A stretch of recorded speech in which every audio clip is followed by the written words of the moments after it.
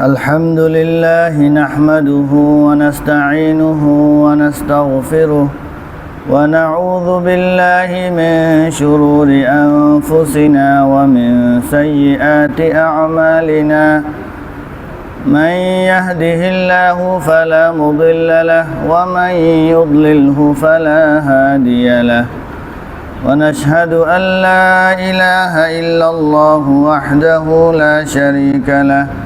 ونشهد أن سيدنا ومولانا محمدا عبده ورسوله أما بعد فأعوذ بالله من الشيطان الرجيم بسم الله الرحمن الرحيم ومن أحسن قولا ممن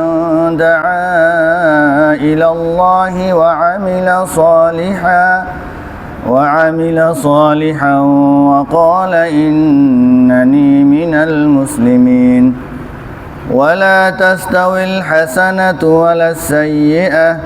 ادفع بالتي هي أحسن فإذا الذي بينك وبينه عداوة كأنه ولي حميم وما يلقاها إلا الذين صبروا وما يلقاها إلا ذو حظ عظيم صدق الله العظيم Chicken Jinu Liza Ade Tadana Tokashin Durozin Pauno Kamia Longere Miama Chamigabe Lamia Ramzanji Cho Longere Lamia Ramzan go Alashmiaga Chanorugo Chimian Kere Di Lamia Ramzan Alashmia Chanorugo Chimian Poma Alashmiago Miao Miaz or Jesu Tayam Janomia Koran Tema Alashmia Medomure La in Shakartum La Azidannakum Allah Ta'ala Chanorugo Babe Chimie Chanoru Allah go Jesu Tayam Akelu Atenudri Hare Jesu Temesuin La Azidannakum Nga Ashinga Popo Vi Pemere Wala in kafartum inna azabi la shadid Akelu Ngaya Jesu go Atenu Kange Mesuin Nga Ashinga Azab Ha Popi Pientanino Digini Chanda Reluga Chanda Biyin Chanda Tuanire Allah Babe Pepe Alhamdulillah Allah Babe Chimi Allah go Jesu Tene Azi Jesu Temu Pama Allah Chanorugo Tata Bibi Digini Tashulu Senye Biyin Senye Tuanire Allah Baluchini Mabe Pipi Allah Santa de Santa Mugo Makanai Miro Jesu Kane Zagari Pure Nauzubillah Narugaro Allah Ziga Taunira Chabi Narugu Allah Bajau Mapira Bepogu Rigaro Simpi Duani Naru Bajau Mayara Di Jesu Kane Zagari Boma Allah Ta'ala Tugu Pithare Ayari Tatabi Julainide Tani Api Allah Azab Lanire Allah Shmia Medomure Wala in kafartum inna azabi la shadid Jesu Kame Suin Ore Ngaya Azab Ga Pine Musa alayhi salam ne patta bi Sembia Jatakuma Lashide Tamana Musa Ga Teya Lashmia Takina Zagabio Butuani Lupo Go Tiaga Tamano Musa Go Piore O Musa Atembe Go Tuani Rale Tamano Musa Piore Nga Allah ne Zagabio Butuani Allah Shmia Takenzi Go Yain Ngaya di Zagali Piopiba Allah Ngago Chimine Pisi Osaga Toromiani Balau Miani Bilasing a Matain Day Nino Do you thought he lang a Matain Nino Tell him Malujino Pisi Osa Balau Miale allow Toka Miare Seaman Kangwayari allow Miare Allah Shmia Taken Tango Yautare Kaja in Lebe Apia Marigale Amia The Kausia Dioga Sate in it stay like it Say that he got it The theory Tago Povito Janet go in Yaume Dame di Chana Bera the bomb about Say that I Poagule Alabet Dipon and Chimena The Tegule Alabet Chimena Say that Luma Bapish the Tegama Bapishilule Tugan Nama Janatuan Arishima Say Aga You're an Agu Shimbia and Mino the Wapama Mahobu The Lolo Mino the Dano Charabini Champede Yachai Azima Tamelasa တဒန်းလုံးကိုဒါဝတ်ဖိတ်လိုက်ဆရာကဟင်းအစုံချက်ထားဟာလားကြက်သားကြက်ကြော်အမဲသားဟင်းအမဲသားကြော်ငါးဟင်းငါးကြော်စသဖြင့်အသွေးထဲမှာဘာဟင်းလာလဲဟင်းအစုံချက်ထားတိုးစရာလည်းပါတယ်ပဲဟင်းလည်းပါတယ်အဲ့ဒါနဲ့ဒီအတန်းတန်းလုံးရောက်လာပြီးကောင်းကောင်းဒါဝတ်စားဖြစ်ချင်တော့အဲ့ဒီမေကုန်းထုတ်တဲ့ကျောင်းသားကအဲ့ဒီနေ့နေမကောင်းနေမကောင်းတော့ဟိုဟင်းလဲသူနဲ့မတည့်ဘူးဒီဟင်းလဲမတည့်ဘူးကျန်တဲ့ကျောင်းသားကတော့ရှိတာအကုန်မာရှာလာကောင်းကောင်းဆွဲနေတယ်သူကတော့အချိန်နဲ့ကြည့်ပြီးသူပြောတယ်ငါဒီနေ့ကံမကောင်းဒီလောက်ဟင်းဆောင်တဲ့နေကြမှာငါကျမ်းမာရင်မကောင်းဖြစ်ရဆိုပြီးသူစိတ်မကောင်းဖြစ်နေကျန်တဲ့ကောင်တွေကောင်းကောင်းစားတယ်သူကနောက်ဆုံးသူနဲ့တဲ့မဟင်းတစ်မျိုးလောက်ပဲသူယူပြီးစားလိုက်ဆိုကြပါစို့ကြက်ကြော်လေးပဲသူယူပြီးစားလိုက်တယ်ကျန်တဲ့ဟင်းသူစားလို့မရ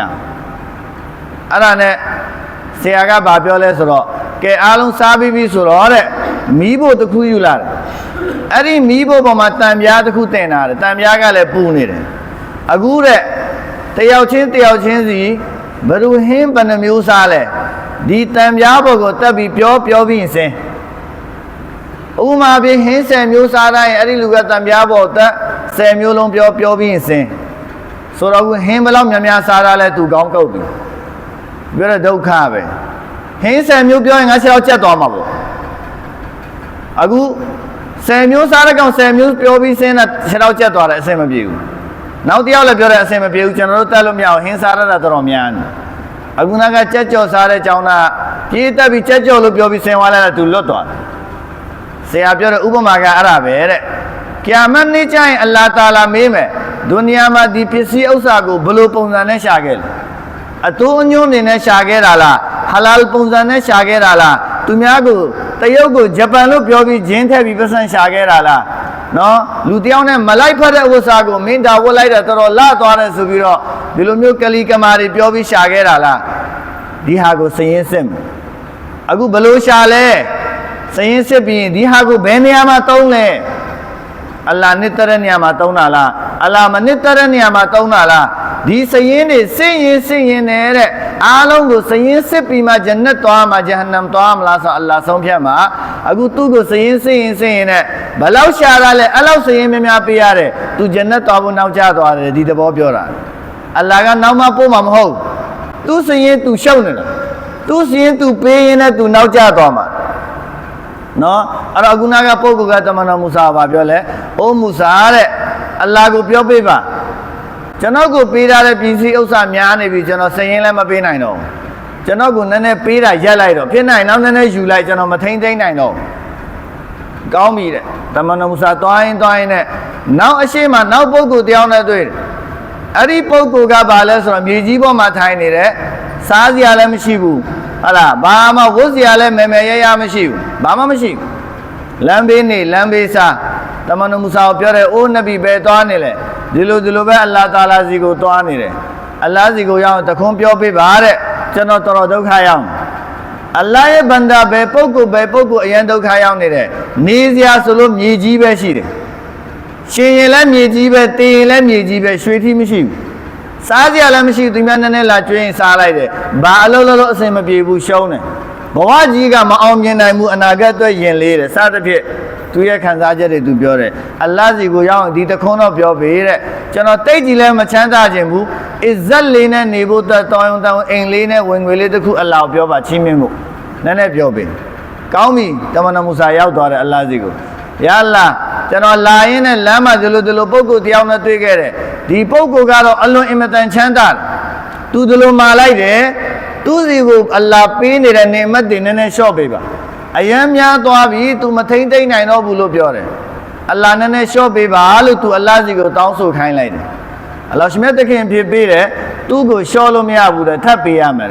မဟုတ်ဘူးလျှော့ဖို့မှလိုက်တာမဟုတ်လျှော့လို့မရဘူးသူထပ်ပေးရမယ်များနေပြီများရင်လည်းထပ်ပေးမယ်ဘာဖြစ်လို့လဲဒီဘန္တာဟာငါအလ္လာဟ်ဘာပဲပေးအလ်ဟမ်ဒူလ illah တိတိလေးအရာရရင်လည်းအလ်ဟမ်ဒူလ illah ဒါပဲလားဆိုတဲ့စကားကိုမပြောအိမ်ကိုရောက်သွားတယ်ချက်ထားတဲ့ဟင်းကဟာလားဇနီးကတခါကြာရင်လည်းကောင်းကောင်းချက်တာပေါ့တခါမအားလလို့တောင်းဟင်းတစ်မျိုးလောက်ပဲချက်ထားတယ်တခါဘာလေးမဆိုဟာလားပဲဟင်းလေးပဲရှိတယ်ကျွန်တော်တို့ဘာပြောရမလဲအလ်ဟမ်ဒူလ illah အလ္လာဟ်လည်းချစ်တယ်ဇနီးလည်းချစ်တယ်အလ္လာဟ်လည်းသူ့ကိုအပြုံးမျက်နှာနဲ့ကြည့်မယ်ဇနီးလည်းပြုံးပြီးကြည့်မယ်ငါယောက်ျားဒီလောက်ကောင်းဘာပဲဖြစ်အလ်ဟမ်ဒူလ illah ဒါပဲလားဒါနဲ့ငါမစားတတ်တာနေမသိဘူးလားနာရှုကရိယာလုပ်တယ်အဲ့တော့အလ္လာဟ်ရှင်ပြောတဲ့ဒီဘန္တာဟာငါ့ကိုအမြဲတမ်းကျေးဇူးတင်တဲ့အချင်းရှိလို့တဲ့သူ့ကိုငါလျှော့ဖို့မရှိဘူးထပ်ပေးအောင်မယ်အဲ့ဒါနဲ့တမန်တော်မူဆာပြောတဲ့ဒုတိယပုဂ္ဂိုလ်တရားတဲ့အဲ့ဒီပုဂ္ဂိုလ်ကဘာမှလိုက်လဲဆိုတော့သူ့စီမှာမြေကြီးပဲရှိတယ်မစ္စကီနန်ဇာမတ်ရဘာဒီလောက်ဆင်းရဲတဲ့မြေကြီးပဲရှိတယ်တဲ့ဝါနဲ့စောက်ထားတဲ့ဝိုင်းတော့မရှိဘူးတဲ့တဲစုပ်လည်းမရှိဘူးပဲပြုတ်လည်းမရှိဘူးအဲ့တော့ဒီဘန္တာကိုအလ္လာဟ်နည်းနည်းလောက်ပေးလိုက်ပါလားဒီလောက်ဒုက္ခရောက်နေဒီဘန္တာအဲ့တော့ရှင်မပြောတဲ့သူ့ကိုပြောတဲ့အဲ့ဒီရှိတဲ့ဟာဘာငါထားယူလိုက်မယ်ဘာမှမရှိတဲ့အဲ့ခြေထောက်တွေလက်တွေပဲယူလိုက်မယ်ဘာမှကြက်မှာမဟုတ်ဘူးအဲ့ကျန်တဲ့နှစ်ရွက်ပါဖြတ်ပြီးယူလိုက်မယ်ဘာမှမပေးတော့ဘာဖြစ်လို့လဲဒီလောက်ဒီလိုအခြေအနေမှာတော့ဟလာဒီလောက်မရှိတဲ့ကြားမှာတော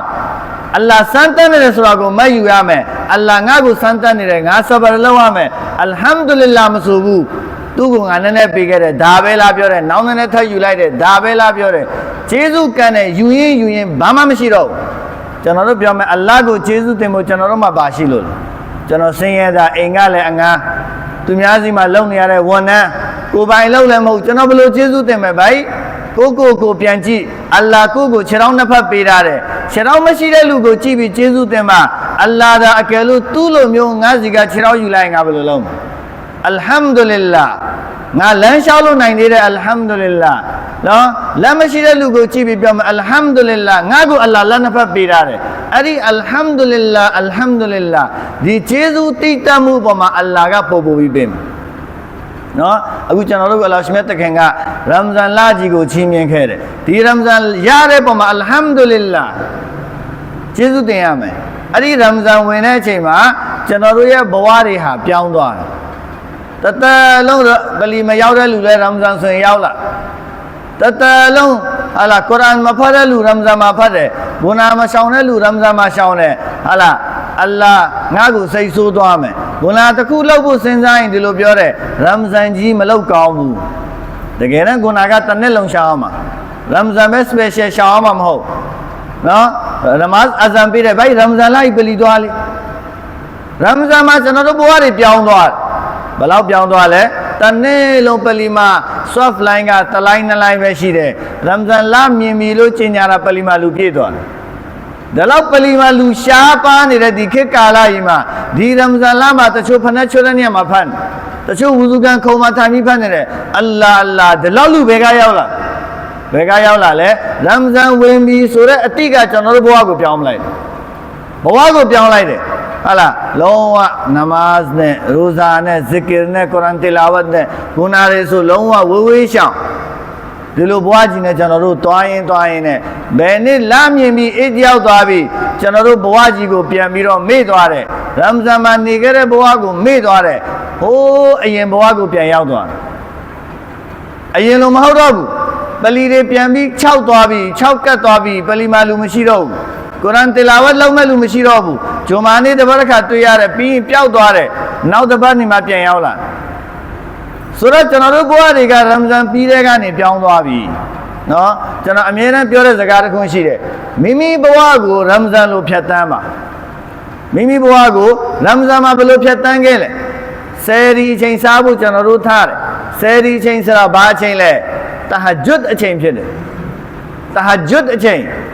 သူတော်စင်ပေါင်းတို့ခင်ဗျာဆယ်ရီအချိန်ကုံဆုံးပါပြီပြောလိုက်တာဖဂျာအချိန်ရောက်သွားပြီအဲ့ဒီကမစိုးမချင်းကျွန်တော်တို့သမင်းစားနေတဲ့အချိန်တဟဂျွတ်အချိန်ကျွန်တော်တို့သမင်းစားဖို့အတွက်အလံပေးပြီးတော့နိုးဆက်ပေးပြီးတော့ငါ့ကိုနိုးတော့ဆိုပြီးလူတွေကိုပြောပြီးတော့မရမကထားတဲ့သမင်းစားဖို့ဒီနေ့ကျွန်တော်တို့ရမ်ဇန်ပြီးတော့ဖဂျာဖတ်ဖို့ကျွန်တော်တို့ထားလို့မနိုင်တော့ဆယ်ရီစားခြင်းကဝါဂျစ်ဖရတ်မဟုတ်ဟာလားဆွန်နတ်ပဲဖြစ်တဲ့စားခြင်းကပိုကောင်းတယ်မစားပဲထားတဲ့ပိုင်းအဲ့ဒီအချိန်မှာကျွန်တော်တို့ထားရင်လည်းတာဂျွတ်လေးပါဖတ်လိုက်တယ်ဒီနေ့ရမ်ဇန်ပြီးသွားတော့ကျွန်တော်တို့ဖဂျာထားလို့မနိုင်တော့ဘာကြောင့်လဲကျွန်တော်တို့ကိုယ်ကိုကျွန်တော်တို့စိတ်ကိုဖြောချလိုက်တယ်ရမ်ဇန်ပြီးသွားပြီငါဘာမှလုပ်ရမလို့တော့ရမ်ဇန်မှာကိုဘွားကိုဘယ်လိုဖြတ်တန်းခဲ့လဲအကယ်လို့ရမ်ဇန်ပြီးတဲ့နောက်ပိုင်းမှာလဲကျွန်တော်တို့အဲ့လိုပဲဖြတ်တန်းခဲ့မယ်ဆယ်ရီချင်းကျွန်တော်တို့ထားမယ်ဟာလား tahajjud ဖတ်မယ် fajr ကိုသွားမယ် zuhr သွားမယ် asr maghrib isha ဖတ်မယ်နိုင်မယ်ဆို nafil ရိုဇာတွေထားမယ်ခုနကိုဘလို့ရှောင်မယ်အဲ့လိုရှောင်မယ်ကျွန်တော်တို့ဘွားကြီးကိုရမဇန်ကအတိုင်းပဲဖြတ်တန်းပြီးတော့ကျွန်တော်တို့ရှောင်ပြီးနေခဲ့မယ်ဆိုရင်ကျွန်တော်တို့စီကိုတနေ့မောက်ဆိုတဲ့အရာကြီးရောက်လာကျွန်တော်တို့အရာကနေရှောင်လို့ရတယ်ဟိုဟာကိုရှောင်လိုက်ဒီဟာကိုရှောင်လိုက်ရှောင်ရှက်ပြီးကျွန်တော်တို့သွားနေတယ်ဒါပေမဲ့မောက်ဆိုတဲ့အရာရောက်လာရင်ကျွန်တော်တို့ရှောင်လို့မရတော့ဒီမောက်ကနေလူတိုင်းဘယ်သူမှရှောင်လို့မရဘူးနော်ဟလာကျွန်တော်တို့တကယ်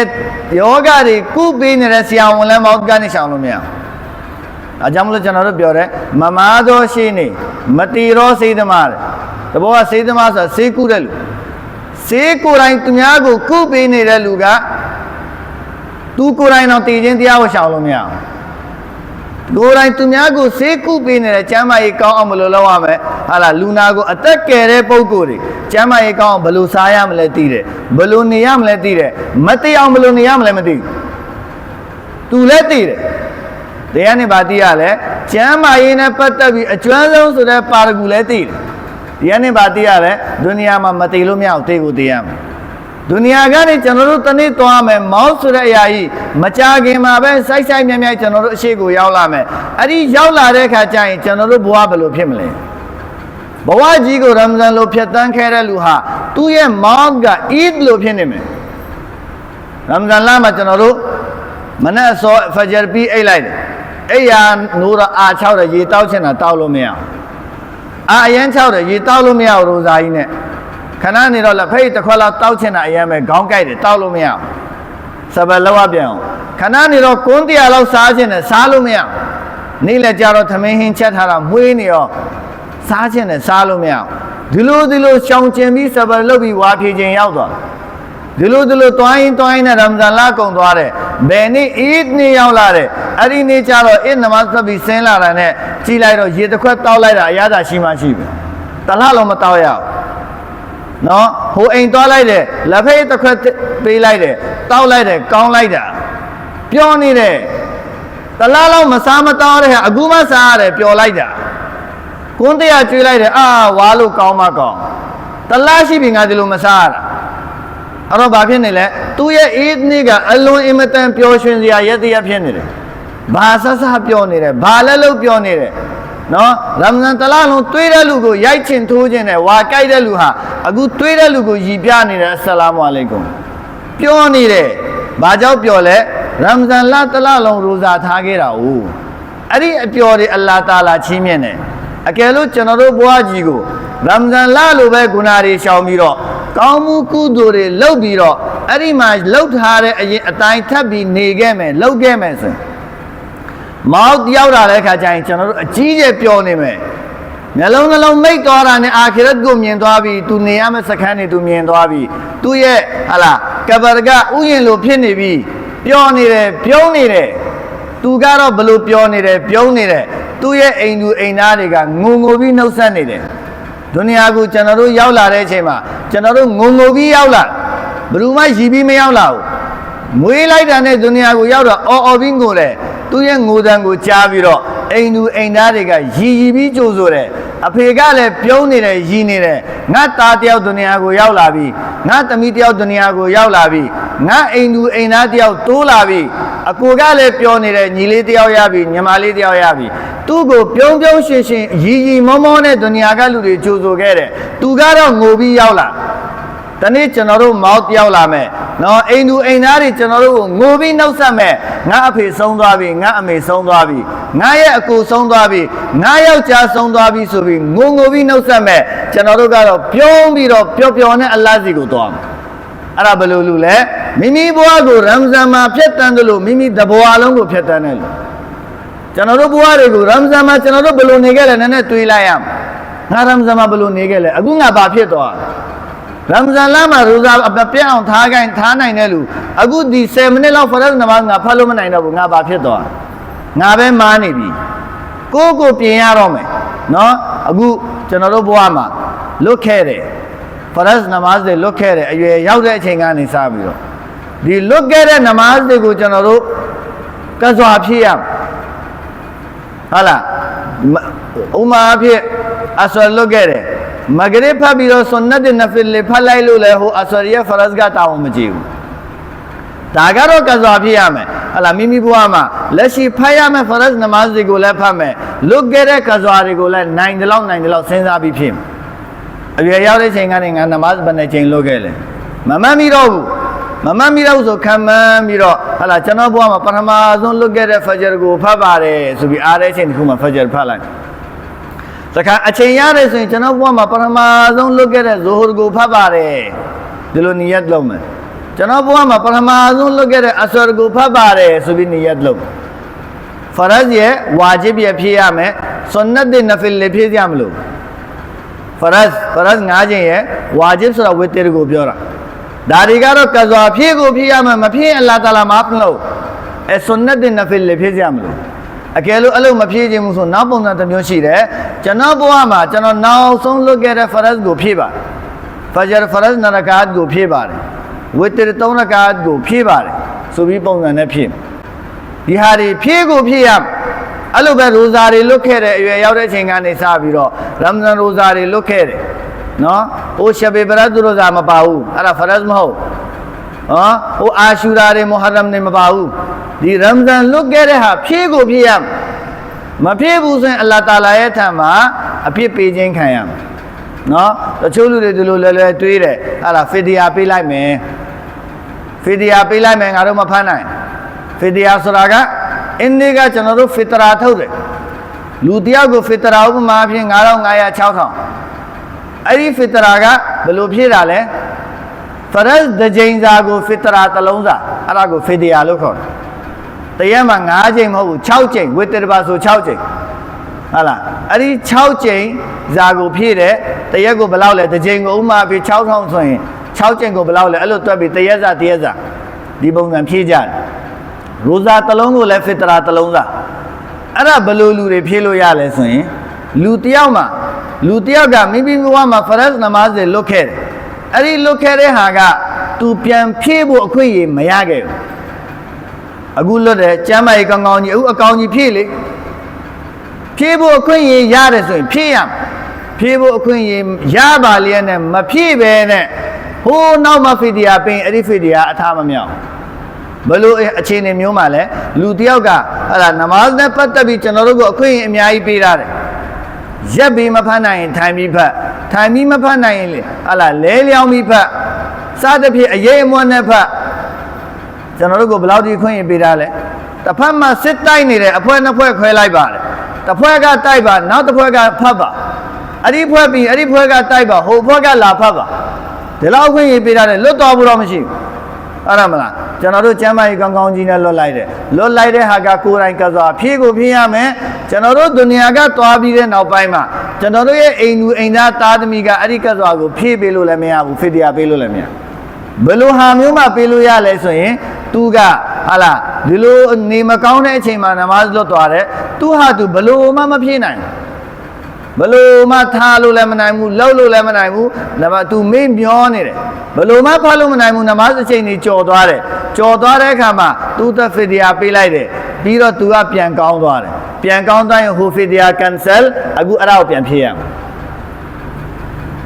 To Deloche Nema, name account, Delo name account, Nema Lutore, I didn't name account me to Soundware. I didn't name account yet, and now my mouth Bessie to Beluma Pian Pilumanai. Alu Malweda Chini Namaz Befidia Billion. I done Ruza Ramzan Lama. No, General Nuyadi Mulu Matana, Yadi Udu Piena. Chama in a Baluma Halo Semabu. Adika Jara di Kazabama Topime. Sound name out of him. Sound name out of him. Aramala. To sound name of Piluna and Pilame. Now so to Tabu people cheated, Beluma Chama, Pilu Miao, Talu Miao. Beluma Ruza Talu Miao. Hello, Tabu Queen, Loma Mayabe, Soundware, so ye, Ari Ruza, Tapura Fidia Biluyari. The Lamalu, Allah Tala Januru beat her at Tawanga, the Lapo than Lolumia. Januru Tabu Queen Yaresi, Uma Bilutiaga Chama in Macau, Loma Mimior, Beluma to Ruza Talumia, Soundwill and Talumine. I don't know, so Mayaro, Machagan, no mouth larum. ဆိုပြီးတော့သူ့အတွက်ဖီဒီယာပေးလိုက်တယ်ဘယ်လောက်မှမကြောက်ဘူးသူပြန်ကောင်းသွားတယ်ဟိုဖီဒီယာကန်ဆယ်အခုပြန်ခွင့်ရတယ်ပြန်ထားတော့အလ္လာဟ်တာလာကျွန်တော်တို့ကိုပေးထားတဲ့တာဝန်ဒီလောက်ပေါ်တန်မဟုတ်ကျွန်တော်တို့ဒီဟာကိုခြေပြုံပြီးသွားမယ်ဆိုရင်အလောရှမြတ်တခင်ရဲ့အရှိကိုရောက်တဲ့အခါမြင်နေပန်းလားနော်ကျွန်တော်တို့ကဒီအွမ်မတ်ဟာဆိုရင်မိမိတကူကောင်းကောင်းလို့ရတဲ့အွမ်မတ်မဟုတ်ငါကိုယ်တိုင်ကတော့နမတ်ဖတ်တယ်ရိုဇာထားတယ်ကျန်တဲ့လူဘာလဲလုံးငါနဲ့မဆိုင်ဘူးဆိုပြီးလွတ်ထားလို့မရဘူးဟာဒီဇမတ်တမန်မြတ်ကြီးဆလ္လာလာဟူအလိုင်ဝါဆလမ်မိတ်တော်မူတဲ့အလာကုလကုမ်ရာအင်အတင်တို့မှတ်ထားပါတဲ့အတင်တို့အားလုံးဟာတာဝန်ခံတွေဖြစ်တယ်ရာအင်ရဲ့မူရင်းအဓိပ္ပာယ်ကနွားကြောင်းသားနွားကြောင်းတဲ့လူတယောက်ကနွားအုပ်ကြီးကိုအလန်းပေါ်ကနေမောင်းသွားနေတယ်ညာဘက်မှာရှိတဲ့မြောင်းတဲ့ကိုနွားတွေမကြအောင်လဲသူသတိထားနေရတယ်ဘယ်ဘက်မှာရှိတဲ့ကားလမ်းမပေါ်ကိုနွားတွေမတက်သွားအောင်လဲသတိထားနေရတယ်အိမ်တော်ဦးစီးဆိုတာဒီတိုင်းပဲတဲ့ကိုယ်အိမ်သူအိမ်သားတွေဒုက္ခမရောက်အောင်ဂျဟန္နမ်မရောက်သွားအောင်ကျွန်တော်တို့ကြည်ဖို့ထိမ့်ဖို့တာဝန်ရှိတယ်။အော်ကိုယ်တာအရွယ်ရောက်လာပြီနမတ်မဖတ်ဘူးရိုဇာမထားဘူးရတယ်ငါတော့လှုပ်လိုက်မယ်သူကတော့လူငယ်ပဲဗာပြောမယ်ဗာပြောမယ်မဟုတ်ပြောရမယ်ကိုမှတာဝန်ရှိတယ်နော်ဟာလားအကယ်လို့ကိုစီမှာနော်ဂုဏလုံနေတဲ့လူတယောက်တွေ့တယ်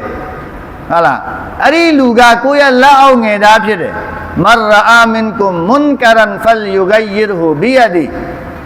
လက်နဲ့ဆုံးမလို့ရတဲ့အနေထားဖြစ်တယ်ကိုသားဖြစ်တယ်ကိုညီဖြစ်တယ်တပည့်ဖြစ်တယ်ဂုဏလောက်တာတွင်ရိုက်ပြီးဆုံးမဖအင်လမ်ယစတတေဖဘီလီဆာနီလက်နဲ့ဆုံးမလို့အစင်မပြေတဲ့အရွယ်ဆိုရင်ဗဇက်နဲ့တော့ပြောရမယ်ဘာကြောင့်နမတ်မဖတ်တာလဲဘာကြောင့်ပလီမသွားတာလဲဘာကြောင့်ရိုဇာမထားတာလဲဒီဂုဏဘာကြောင့်လောက်တာလဲပြောဖို့ကျွန်တော်တို့မှတာဝန်ရှိတယ်ဖအင်လမ်ယစတတေဖဘီကလ်ဘီဗဇက်နဲ့ပြောရင်လည်းပြဿနာတတ်မှတ်အနေထားရှိတယ်ဗဇက်နဲ့ပြောရင်လည်းရှုပ်သွားမှအနေထားရှိတယ်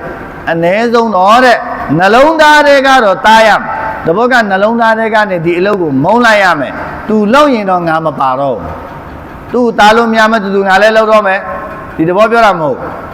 ငါတော့မပါတော့ဘူးငါတော့ရှောင်မယ်ဒါဟာဒီသ်ကပြောနေတယ်အလာကုလကုမ်ရာအင်အတင်တို့တွေအားလုံးဟာတဲ့ထိမ့်သိမ်းဆောက်ရှောက်တဲ့လူဖြစ်တဲ့တာဝန်ခံတွေဖြစ်တယ်ဟာလားကိယာမတ်နေ့ရောက်ပြီဆိုရင်ဝကုလကုမ်မစအူလန်အန်ရအီယတီဟီမိမိရဲ့လက်အောက်ငယ်သားနဲ့ပတ်သက်ပြီးတော့အလောရှင်မြတ်သခင်ရဲ့အရှိကိုရောက်တဲ့အခါကျရင်မေးမြန်းခြင်းခံရမယ်အလ္လာဟ်တာလာမေးမယ်မင်းကတော့ပလီကိုလာတယ်မင်းကတော့သာသနာစီစဉ်သွားတယ်ဂုဏတွေရှောင်းတယ်မင်းသားကိုမင်းဘာကြောင့်မပြောတာမင်းရဲ့ညီအိမ်မှာရှိတယ်သူပလီမသွားတာမြင်တယ်မင်းဘာကြောင့်မပြောတာဘာကြောင့်မသားတာလဲအသင်ရဲ့ဇနီးနမတ်မဖတ်တာတွေ့တယ်အသင်ဘာကြောင့်မပြောတာလဲဘာကြောင့်မသားတာလဲဒါတွေအားလုံးမင်းမြန်းခြင်းခံဘာကြောင့်လဲဒီအွမ်မတ်မှာနဗီမရှိတော့ဘူးနဗီမရှိတော့ဘူးကောင်းရညွန်ချမကောင်းရတားမြစ်တဲ့အလုပ်ကျွန်တော်တို့မှလုပ်ဖို့အတာဝန်ရှိတယ်အုနာအာယတ်တစ်ခုဖတ်လိုက်တယ်ဝမန်အာဟ်ဆနူကောလမ်မင်မန်ဒါအာအီလာလောအလ္လာဟ်ဘက်ကိုဖိတ်ခေါ်တဲ့စကားထက်ကောင်းတဲ့စကားရှိမလားတဲ့တဘောကဒီနေ့ကျွန်တော်တို့ပြောနေတဲ့စကားတွေလူတယောက်ကိုတွေ့ရင်နေကောင်းလားစားပြီးပြီလားမေးတယ်စီးပွားရေးအခြေအနေကောင်းလားမေးတယ်အဲ့ဒီစကားတွေထက်ကိုကောင်းတဲ့စကားဟာဘာလဲအလ္လာဟ်ဘက်ကိုဖိတ်ခေါ်တဲ့စကားမိတ်ဆွေကျွန်တော်ပလီသွားနေတယ်လိုက်ခဲ့ပလီသွားမယ်မိတ်ဆွေနမတ်တော့ဖတ်မယ်မိတ်ဆွေဘယ်မှာသာသနာအစီအစဉ်ဖြစ်နေတယ်ပါဝင်ပေးပါနော်ဒီအလ္လာဟ်ဘက်ကိုဖိတ်ခေါ်တဲ့စကားအကောင်းဆုံးပဲတဲ့ومن أحسن قولا ممن دعا إلى الله وعمل صالحا وقال إنني من المسلمين အဲ့ဒီအလ္လာဟ်ဘက်ကိုဖိတ်ခေါ်တဲ့စကားပြောတဲ့အခါကျရင်တဲ့ဟာလားလူတွေကတော့ပုံစံအမျိုးမျိုးဖြစ်သွားမယ်တချို့ကတော့ကျေးဇူးတင်တယ်လို့ပြောမယ်တချို့ကတော့ပြန်ရန်ရှာလိုက်မယ်မင်းကဆရာကြီးလားအဲ့ငါအလုံးငါသိတယ်မင်းဆရာမလုံးနဲ့ငါဘာလုပ်ရမယ်ငါသိတယ်မင်းလုံးစသဖြင့်ကျွန်တော်တို့ကိုဒီလိုပုံစံလဲတုံးပြနိုင်တယ်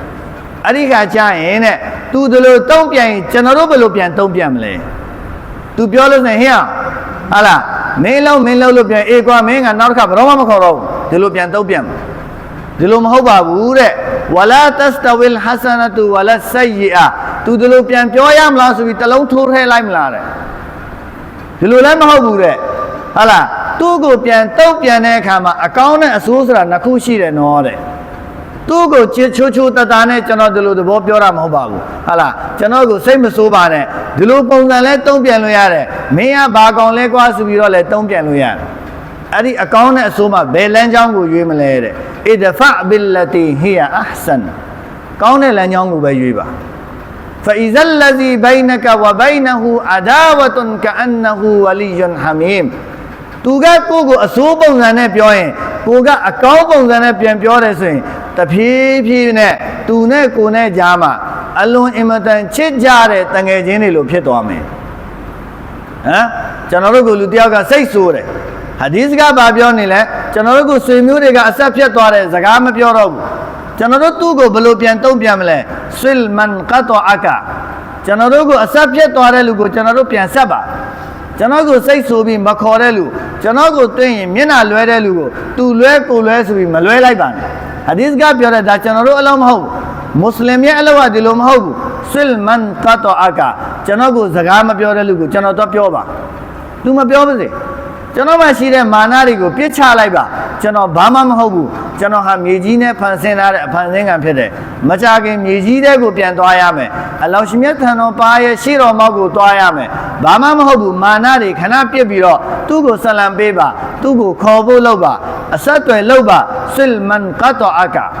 အဆက်အသွယ်ဖြတ်သွားတဲ့လူကိုအဆက်အသွယ်ပြန်လုပ်ပါဝါဖူအမန်ဇလာမကကိုမတရားတဲ့လို့မတရားတစ်ဖြစ်လုပ်တဲ့လူကိုခွင့်လွတ်ပါသူမတရားလုံးကိုလည်းပြန်လုပ်မယ်သူကိုတခုလောက်တိုင်းမှတ်ထားငါအလဲလည်းရှိသေးတယ်ဒီလိုမဟုတ်ဘူးခွင့်လွတ်လိုက်ပါဟိုအဟ်ဆင်မန်အဆာအီလိုက်ကာကိုဘသူကမကောင်းတာတွေလုပ်ထားတယ်သူ့ကိုပြန်ပြီးတော့ကောင်းတာနဲ့တုံ့ပြန်ပါဟမ်ကိုသူကသူ့ဒါဝတ်မှမခေါ်ရင်ကိုခေါ်ပါငါအလဲတော့သူ့အလဲတော့ငါကိုမဖိတ်ထားဘူးဟမ်သူ့အဖိုးဆုံးတော့ကသမင်းကျွေးတာငါကိုမခေါ်ထားဘူးရတဲ့ပြဿနာမရှိဘူးငါအဖိုးလည်းချောင်းဆိုးနေပြီဒီလိုမဟုတ်ဘူးသူ့အလဲတော့ငါကိုမခေါ်ထားဘူးငါအလဲတော့ခေါ်ရမယ်ဒါမွတ်စလင်ရဲ့စိတ်တဲ့သူ့အလဲတော့ငါကိုဒီလိုပြောထားတယ်သူ့သမီးဒါဝတ်တော့ငါကိုမဖိတ်ထားဘူးသူ့တာဝလီမှာငါကိုမဖိတ်ထားဘူးဟမ်သူမဖိတ်ပါစေအစ္စလာမ်ရဲ့ဆုံးမမှုကငါတော့ဖိတ်ရမယ်ဒါကိုပြောတာဝါအဟ်ဆင်မန်အဆာအီလိုက်ကာကိုဒုက္ခပေးတဲ့လူကိုကျေးဇူးပြုလိုက်ပါတဲ့ဝဆလင်မန်ဆဘကာအဒီဆိုရင်နောက်တနေရာမှာလာရှိတယ်ကိုလူတယောက်ဆဲတယ်ဆိုရင်ပြန်မဆဲနဲ့တဲ့ကိုတခွန်းဆဲရင်ဆလမ်တခွန်းပေးပါတဲ့ဒီစကားတွေကပြောရတာတော့တော်တော်လွယ်တယ်လောက်ရတာခက်တယ်ဘယ်သူကကိုဆဲတဲ့လူဆလမ်ပေးမဲ့ပဲသူဆဲရင်ကိုဆဲမှာပေါ့ကိုမဆဲတိုင်းဆဲတဲ့လူငါပြီးဆဲခိုင်းမှာပေါ့ဘာဖြစ်လို့ဆလမ်ပေးမှာအဒီပြောတယ်အဲ့လိုမဟုတ်ဘူးတမန်တော်ပြောတယ်အဲ့လိုမဟုတ်ဘူးငါအွမ်မတ်ကသူဆဲရင်ကိုဆလမ်ပေးပါတခွန်းဆဲရင်ဆလမ်တခွန်းပေးပါဆယ်ခွန်းဆဲရင်ဆလမ်ဆယ်ခွန်းပေးပါသူဘယ်လိုထပ်ဆဲတော့မလဲသူပါရှက်သွားမယ်ဘယ်လိုလူလက်ဒီလူအဒီစကားပြောနေတယ်ဒီစကားတွေကပြောရတာလွယ်တယ်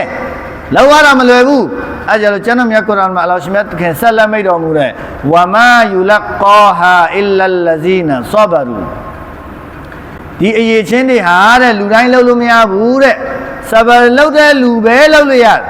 တကယ်ဆဘရအပြေးဝါရှိတဲ့လူပဲဒီအလုပ်ကိုလုပ်လို့ရတယ်ဝမာယူလကောဟာအီလာဇူဟဇ်န်အဇီမ်ဒီအလုပ်တွေကတဲ့ဘယ်လိုလူတွေလုပ်နိုင်မဲသိလားတဲ့အီလာဇူဟဇ်န်အဇီမ်အနာဂတ်မှာအောင်မြင်မှုကြီးကြီးမားမားရလာမဲ့တထေးလောင်းခေါင်းဆောင်လောင်းရဲ့အရေးချင်းဖြစ်တယ်ဒီလိုအရေးချင်းတွေကျွန်တော်တို့မှာဝင်လာပြီးဆိုရင်မကြခင်ကျွန်တော်တို့အောင်မြင်တော့မယ်ကျွန်တော်တို့အောင်မြင်မလားမအောင်မြင်ဘူးလားကိုဒီပေတာနဲ့တိုင်းပဲသူများနဲ့ပြောတာနဲ့ဒေါသထွက်လားသူများနဲ့စိတ်ဆွားတာနဲ့ပေါက်ကွဲသွားလားကိုပြန်မင်းရမယ်ဟုတ်လားအဲ့လိုပဲလားအဲ့လိုပဲဆိုရင်မတ်လိုက်ပါကျွန်တော်မအောင်မြင်သေးဘူးကျွန်တော်အောင်မြင်မဲ့လူထဲမှာမပါဘူးသူများပြောတာကိုအပြောခံနိုင်တယ်တရေလဲထူတယ်နော်ဆဲရင်လည်းအဆဲခံနိုင်တယ်ပြန်လဲချောလို့နိုင်တယ်ဆိုရင်မှတ်ထားရတဲ့မကြခင်အောင်မြင်တော့မယ်အဲ့တော့ဒီဒါဝတ်တဘလစ်ဆိုတဲ့အလုပ်ဟာတကယ်တော့ပြောရတာလွယ်တယ်တကယ်လက်တွေ့ဘက်မှာအခက်ခဲအများကြီးကျွန်တော်တို့လူတွေအမျိုးမျိုးနဲ့ကြုံရမယ်ဒေါသကြီးတဲ့လူနဲ့တွေ့ရမယ်အစဲလဲခံရမယ်အပြောလဲခံရမယ်ကျွန်တော်တို့ကိုခစ်မတ်ဆိုပြီးကောင်းကောင်းကျွေးတဲ့လူနဲ့လည်းတွေ့ရမယ်ကောင်းကောင်းကျွေးရင်တော့ကောင်းကောင်းစားရတယ်ပြုံးနေရောကောင်းနေရောဒါဝတ်လောက်တာမိုက်နေရောရှယ်ပဲဂျမတ်ထွက်တာကောင်းကောင်းစားရတယ် အခုတခုံတစ်ခုဆဲတဲ့လူနဲ့တွေ့တော့ငါဒီအလုံးမလုပ်တော့ဘူးတဲ့ဒီကောင်ငါနဲ့အလုံးမကိုက်ဟမ်ဒီလိုအစဲခံရရင်ငါနဲ့မဖြစ်ဘူးတဲ့အဲ့အစဲလဲခံရမယ်ဒီလုံးမှာမုတ်လည်းရှိတယ်ဒုတ်လည်းရှိတယ်နော်အလောရှင်မြတ်တခင်ကျွန်တော်တို့အားလုံးကိုပြောယုံဆိုယုံတတ်တတ်မဟုတ်ပဲလက်တွေ့အမလ်ကျင့်သုံးနိုင်တဲ့တောဖစ်ဆာပေးသနာတော်မူပါစေဝအာခိရူဒါဝါနာအလ်ဟမ်ဒူလ illah ရောဘ်ဘီလ်အာလမင်